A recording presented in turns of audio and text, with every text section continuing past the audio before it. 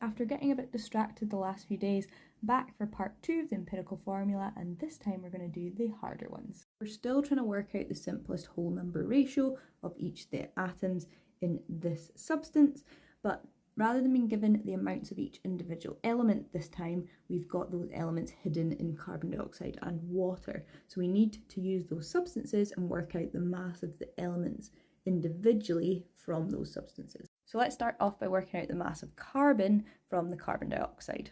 So there is 1 mole of carbon in 1 mole of carbon dioxide, which means the number of moles of carbon dioxide will be the same as the number of moles of carbon. So we work out the number of moles of carbon dioxide by doing the mass over the gram formula mass. That gives us 0.27 moles, but we need to convert this into a mass of carbon. Because mass is equal to N times GFM, what we can do is we can actually just times this number of moles by the GFM of carbon, which is 12. This gives us 3.24 grams of carbon. To save yourself some time, you could actually just times by the mass of the element at this stage and put it all in at once, so you kind of skip this line of working and go straight to here. Then we move on to work out the mass of hydrogen from the water.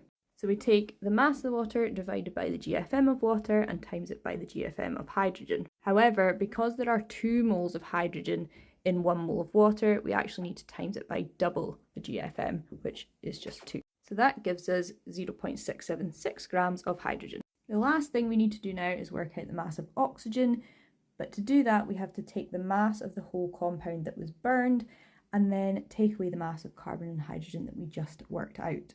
So we have the mass of the substance that was burned, take away the mass of carbon and hydrogen that we've just calculated. So we can work out there's 1.084 grams of oxygen. Now we have the mass of all the 3 elements, we can find our simplest whole number ratio. This is just done the same way as you would do the other empirical formula calculations. We take the mass of each element that we've just calculated and divide it by their GFMs. Once we've done that, we take the smallest number out of all 3, which is this one, and divide them all by that number. And that gives us the simplest whole number ratio of 4, 10, 1, which then matches the empirical formula the question told us it was: 4 carbons, 10 hydrogens and 1 oxygen. So the main difference between the 2 types of empirical formula question is in the easy type, they give you the mass of each element or the percentage of each element at the start of the question.